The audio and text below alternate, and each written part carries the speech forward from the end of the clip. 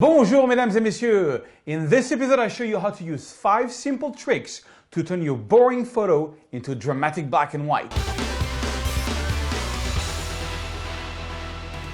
Bonjour mesdames et messieurs, my name is Serge Ramelli. I am a French photographer from the beautiful, the incredible, the never-lasting city of Paris, France. And I make 1 to 2 tutorials per week. So in this episode, I'm going to give you a whole bunch of free Lightroom presets, the Ansel Adam presets, and I'm also going to give you some free raw files that you can play with.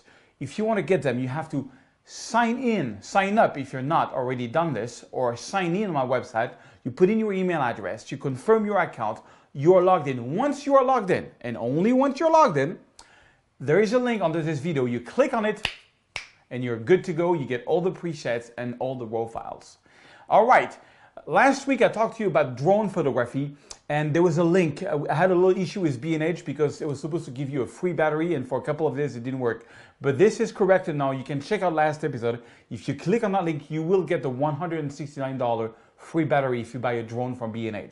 So that's corrected. All right, so let me show you these 5 simple tricks to make a boring photo into a dramatic black and white. All right, just a quick note before we get started. I started what I call the Photo Search Academy, which is where I'm coaching 25 photographers on a one-to-one basis. I just have a few spots left. The way it works is first you fill in a full application with what you want to achieve, and then I'm going to give you different assignments, and then you have to pass all the assignments. It can take 2-3 months if you're really dedicated, and then you get a big nice diploma where you're a graduate from the Photo Search Academy. So I've got a few spots left. If you're interested, write me at support@photosearch.com, support@photosearch.com, or just click here and fill in the application on my website.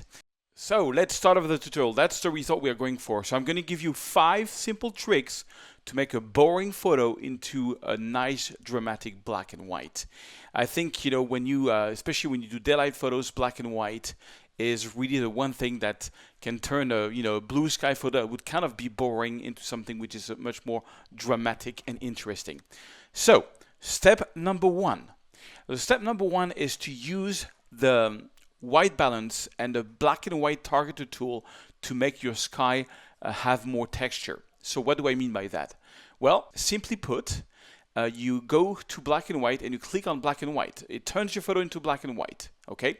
Then you click here on this targeted tool, this little round thing, you click here, and when you click on the sky, and if you go up, it's going to make the sky brighter, and if you go down, it's going to make the sky darker. If you go way down, it's going to make the sky way too much darker. Now, basically what it does is that it detects whatever color is under that tool and makes it brighter or darker.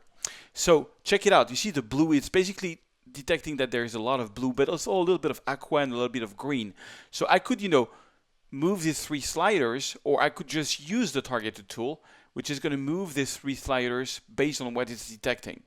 Now, you don't want to go over too much on this. Make sure you don't, 78 is way too much. I usually go around 50 or 60 max, because then you're going to observe some weird things in the sky. It depends also the quality of your raw file. So, on Sony A7R II files, which I'm going to give you here, I can go to -50, but more than that, you can start having a bit halos here around the buildings. You don't want to have that, so you can back it down a little bit. You just try to make it a bit more dense. But the second trick, and the real trick, is you can adjust that with the white balance. By taking out blue or adding blue, you can give a little bit more texture to your sky. So just play a little bit around with the white balance and the target tool until you have the sky like you like. That's tip number 1. Tip number 2, use graded filter to close in your photo. So, but before we do that, I'm going to do my regular 100. So on this one, I'm not going to open the shadow. So I usually do plus 100, minus 100. On this one, I'm not going to do that. I'm going to do maybe plus 60, minus 40. Why? Because this photo does not have such a dynamic range. So I don't want to give it an HDR look. So right now I'm doing roughly around plus 60, minus 48. The idea is plus 50, minus 50. I'm going to do my black point, and I'm going to do my white point. Now, when I do my white point, look at what's happening in the sky. Brings even more texture. I like that. So that's the basic thing. So trick number 2, that was not trick number 2. That's just a regular workflow. Trick number 2 is you use a graded filter, and you use several. I use minimum 3 in every photo. So why 3? First one where I'm just going to make the sky a little darker. Sometimes I even play around again with the white balance, or not, to make it more interesting. I just make the whole sky a little darker. So the way a gradient filter works is whatever value is here is going to be at 100% here, and it's going to go on a gradient here. So if you wanted it to be more gradient, you can make your two lines separate more or closer if you don't want to do that. So that's something that I kind of like. Now the trick is create another one and just make another one just for the top of the sky, sort of a double one, because you really want to get the viewer to go inside of your photo. But I said 3, so that's 1 and 2, and the third one is to close the bottom of your photo. Okay, because by closing the bottom of your photo, you force your viewer to go inside of your photo. I could use the post-crop vignetting, but I think it's you do a better job with the graded filter, because you can make it however you want. I could make one here, for example, just on the corner, make another one on this corner. In this case, I'm not going to do that. I'm going to press delete. I'm just going to redo one here. Okay, and I'm just going to lower the exposure. So, oops, what's happening? Yeah, sorry. Voila. Let me redo this. Something went wrong here. All right, so that was trick number 2. Graded filter, to close in your photo. Again, we're trying to close in. All right. Third trick is make something bright in the middle of your photo. So I use a radial filter for that. And I'm going to make one big filter. I'm going to click on the invert mask, and I'm going to feather it 100%. If I don't feather it, I'm going to boost the exposure, so you see what I mean. If I don't feather it, look how it's going to look. It's going to make a round circle. If I feather it, it's going to be invisible. Okay, and you just want to make a bright point somewhere in the middle of your photo to draw your viewer inside of the photo. So that's trick number 3. Trick number 4 is, and that's really stuff that I've learned from studying Ansel Adams' works, basically. Ansel Adams, for those who don't know, is a very famous, one of the most famous American photographer who was shooting national parks.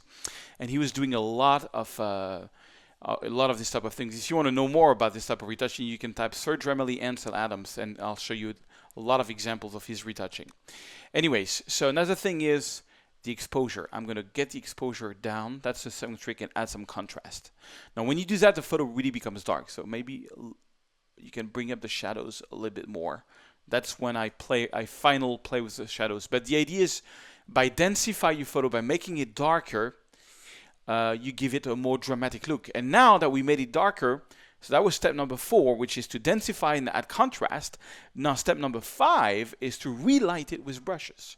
Now, so you click a brush, and you basically make sure your flow and density is around 70. That's very important, because you're going to see your brush strokes otherwise, and your feathers at 100. And then I'm just going to brush here in the bushes a little bit. Just want to bring back some light. Maybe here on that bench, make some kind of light here. And sometimes you can just click new and just redo another one on top of it. You're better off doing brushes that have very small effects. What you don't want to have is something like this. You don't want to have that. That's too much. That's like visible. You want to make it to a point, and I always say that to people. The trick is, you know, if you did it right, that next time you look at your photo and you're like, oh, did I brush this photo or did I not brush this photo? If you are asking yourself that question, you know right off the bat that you did a good job. If you're like, oh yeah, I dodged it, I can see it right away, like for me this is a little too obvious, then you just back it down. You have to make it natural. So that's the 5 steps to turn into a boring photo into black and white. Now, if you're a lazy or you want to, you're new in Lightroom, I created, and I'm going to give you in this episode for free, my Ansel Adams presets. And because all that I've shown you is programmed in this. So the way they work is, so you've got the first one, it's called Ansel Adams, AA stands for Ansel Adams Basic, which is just going to be a basic black and white. On this one, it doesn't do great. But then we have the Ansel Adams Dramatic Gradient Filter. A little too much for this one. However, you have another one. So you just go through all of them. So you got the AA Dramatic Radial Circle Dark. Nah, too dark. AA Dramatic Radial Circle Light. Now that's what I'm talking about. On this one it works. And then AA Dramatic Radial Circle Middle. So on this one, I would just go to the light one. So it was just one click, and I got this result with one click. Now the way this one works is that you've got a lot of radial circles. So you can just click here, and you can reposition the circles. Like I like the one on the bench. So circles acts like brushes. I can make it stronger. I can take this one here, and I can put it here in the sky because oh no, this one here, for example. Oh, there is already one in the sky. I'm just going to make it a little bit bigger. I'm going to take this one, I'm going to move it, and I'm going to make it a little brighter. Just you want to have a bright point in the middle. So voila, it was just one click. So if you want to get the Ansel Adams presets, all you have to do is, if you go to my website, so all you have to do to get the preset is you go to my website, you click here on sign up and get my free goodies. So you click here on sign up, you put in your email address, you confirm it. Once you're logged in, you will see the sign up disappears and you have these new icons there. Once you're logged in, you go back to YouTube, and on every video you have to get my source file, sign up at blah. You got a link there. If you click on the link and you are signed up, you're going to come to a special page where you can download the source files. Once you have downloaded the source files, here is how you install presets. To install presets, you first have to unzip the preset that I gave you. I'm going to give you for free this photo and the preset. Then you go to Lightroom, Preference, you go to Preset, and you click on Show Lightroom Preset Folder. That's going to open the Finder. And then here, you click here on Develop Preset. And you see I've got the AA Yosemite. That's how I called my, that's what I'm going to give you today. So you just put that folder there. You just drag it up in Develop Preset. You restart Lightroom and you're good to go. Voila, hope this helps. Now, this was just a little idea of what I teach in my Landscape Masterclass course. So for every episode, I show you my full introduction to my Landscape Masterclass course. I know some of you have seen it many times. You can just stop the video here and you don't have to tell me that it's been there. I know you've seen it, so you can just stop. That's why I'm putting it at the end, because there's many people discovering this for the first time. Check it out. It's the best course I ever did. If you like this type of retouching, if you really want to go into really cool, landscapes, photography, and astrophotography, and many things, check out my course. It's really the best course I've ever done, and I teach you everything that I've learned in 12 years. I'm getting rave reviews from it. Here is my full presentation. All right, so this is my Landscape Masterclass. Now, this course is a completely new way for me of teaching. I've been trying to think how I can improve my tutorials so that you can get more out of it. And, I get a lot of emails every day, and the main thing that I'm getting is people sending me their photos and saying, oh, can you check them out? I would love to have your viewpoint on it. Well, and there's a few things that keeps on coming back in terms of mistakes, mostly compositions, sometimes too much retouching, or, just different things about, wrong moments of light of doing photos. And I thought I would really do a course that really takes you. That's the course I would have dreamed on doing when I started. Let me show you what it contains. It's got 48 videos, almost 8 hours of training, and it's in 11 different sections. The section number 1 is called the definition of photography, where we just really look at what the definition of photography, and I give you a lot of examples so that you can see what makes a photo being a nice photo, why it makes a photo being popular or not. That's really what I go into. Of course, it's my viewpoint, it's my taste, but we're getting back to basics from what the definition of photography is. Then I'm going to show you my basic setup on how I use exposure composition and how I take my photos, because taking the right exposure is really the basics of the basics. So I show you an actual live example in Santa Monica in Los Angeles. Then I really go into different example of what different f-stops you can do and how you can use this for landscape. Whether you have something that's close to you or far away from you, or you want to get a starlight effect, what f-stop you should use in what different situations. Then we start going into different rule of composition, the rule of third. Playing with leading lines, and I show you a lot of examples of that, framing the frame, foreground, middle ground, background, really tricks that I find over the years really help me get the right composition when I take my photos, and I give you lots of examples on that. Then we're going to go and we're going to do some live example of composition where I'm actually showing you through my camera a lot of different examples of how I compose my photos, and then we're going to go into retouching them, and then I start really getting into the different types of the lights that we have, how to make a great daylight photo come out with a lot of different examples. Daylight is really the worst moment to take photos, but there are some things you can do like black and white to really get some really cool daylight photos. Then we're going to do daylight special effects, because daylight is often boring, so sometimes special effect is going to help them make them pop. You got a great subject but it was shot in daylight. Well, I'll show you how you can do special effects to make that thing really pop, that photo really have a nice light despite the light was not that good.